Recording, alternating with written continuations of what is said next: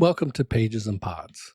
Today we're exploring Rudolf Steiner's insights on communing with elementals. Many people today feel drawn to connect with elemental beings as part of their relationship with nature and Gaia. While the impulse may come from a place of reverence, Steiner's work invites us to consider what these beings truly are, why they belong to our earthly experience. He explains what they can offer and why we should be careful not to look to them for power when higher spiritual hierarchies stand above them. Because elementals do not have a soul, they are bound to the four physical elements of the earth.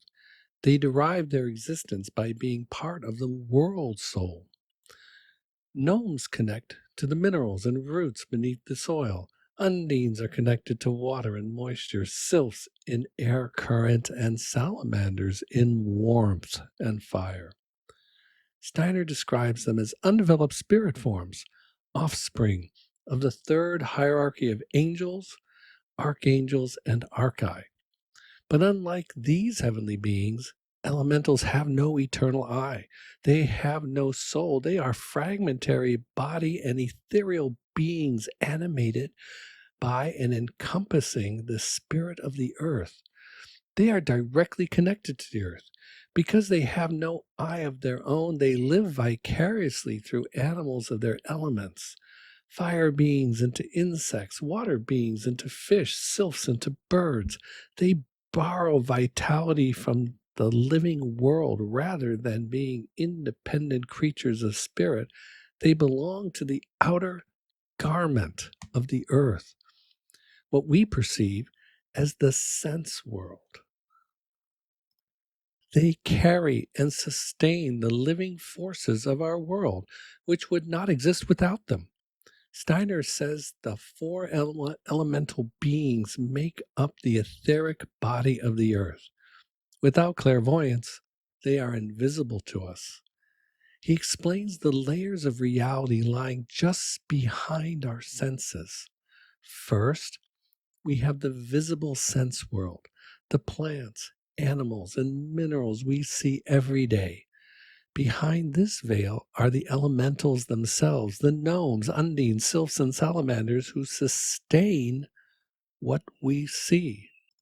Behind the elementals are the spirits of the rotation of time, the archi, the archangels, and the angels, who direct rhythms and epochs. Beyond them is the planetary spirit, the spirit of the earth. So when we look at a plant, what our senses show us is its form and color. But just behind the veil, the elementals are hard at work in its roots, leaves, and blossoms in accordance with the spirits of the rotation of time.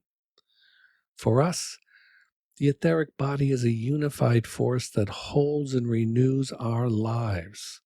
But for the earth, Steiner says its etheric body is a multiplicity, the ceaseless cooperation of elementals. Gnomes bring not only minerals, but cosmic ideas into roots. Undines enliven sap and leaf processes. Sylphs weave light into blossoms, and salamanders preserve warmth and seed life. They are not dwelling inside the etheric body of the earth. They are the etheric body of the earth. They're its substance. The elementals depend on us for their future. In the transformation of Earth into future Jupiter, elementals can only continue if woven into human spiritual striving. The best way for a human to work with a gnome is to take up their wisdom consciously. For example, using spiritual science, it would be working with biodynamic soil processes, connecting to them in the etheric realm. We can bring their cosmic knowledge into this world, and by doing so, help them to become seed bearers of universal thought in New Jupiter. To work with undines, human beings must moralize chemistry by learning to handle substance not just technically, but reverently.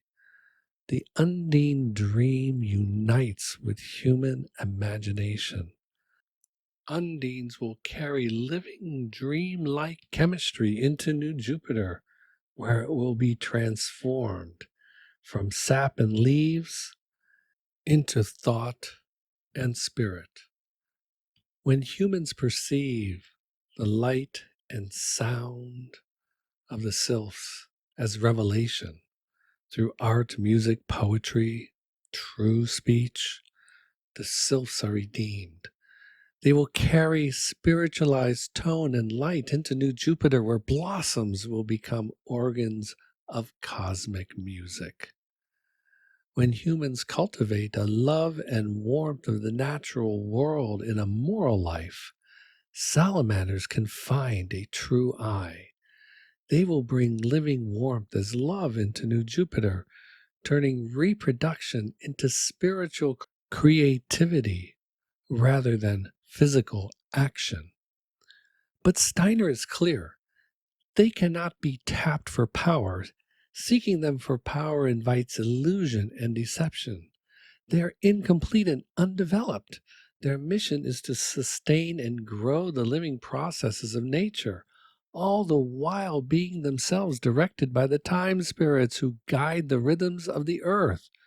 They may offer fragments that appear helpful, gnomes with their ironic insights, undines with dreamlike impressions, sylphs with fleeting transmissions of light and sound, salamanders with warmth and vitality. But they do not understand what they're offering. What comes from them is not a conscious gift, but an unconscious overflow of their activity. To mistake this for true wisdom or usable power is to risk being led astray. True power, Steiner insists, comes only from the higher hierarchies and, above all, from Christ as solar logos. Seeking power from elementals is not to understand the covenant between humans and the spirit of the earth.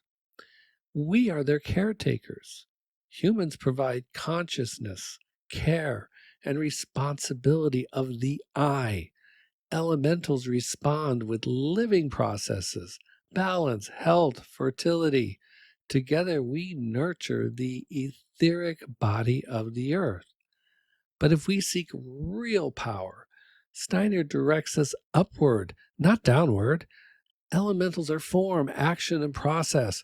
We should first look to our guiding angels for support, and then to Christ, to the solar being, the Sun Logos, the only source of true power for the I, balancing Lucifer and Ahriman. Angels, archangels, and archai mediate Christ's forces into Earth's history. True power comes from developing your higher self to become resonant with the forces of the third hierarchy. Your power comes from your angel and the solar Christ. So, communing with elementals is real, but it's not a path of power. It's a path of responsibility, of our covenant with them.